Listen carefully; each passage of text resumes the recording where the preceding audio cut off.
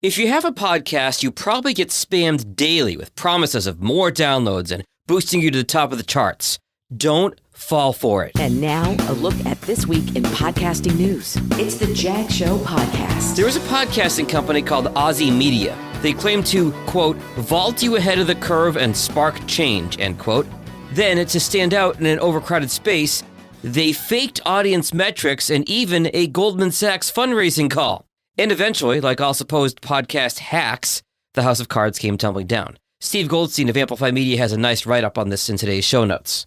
Alex Cooper, who hosts the hugely popular Call Her Daddy podcast, told the BBC that any podcaster should have a plan and be authentic. She's done both pretty well. Spotify just gave her $60 million. I still maintain, though, that if you're going to hustle with your podcast, it is not a good idea to be on only one platform. Sure, if Spotify offered me $60 million, I'd take it gladly.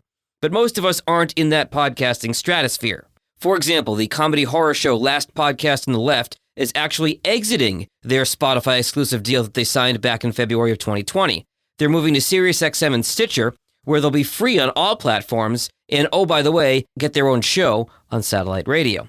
They want to grow, and they realize they need to hustle in multiple places. Again, there are no shortcuts.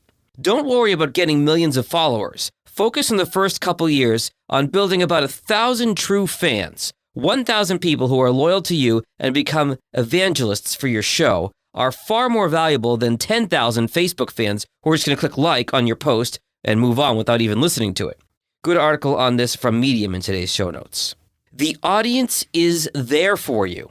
Edison Research's Tom Webster says when podcasting listening spiked early in the pandemic, it never really dropped off. The medium is here to stay.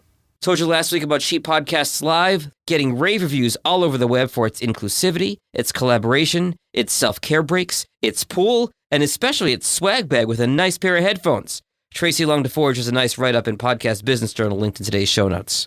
And finally, radio company Audacy, formerly Entercom and CBS Radio, has bought digital streaming service platform Wide Orbit for $40 million. Audacy and iHeart continue to invest heavily in digital while continuing to let their traditional radio properties dangle in the breeze.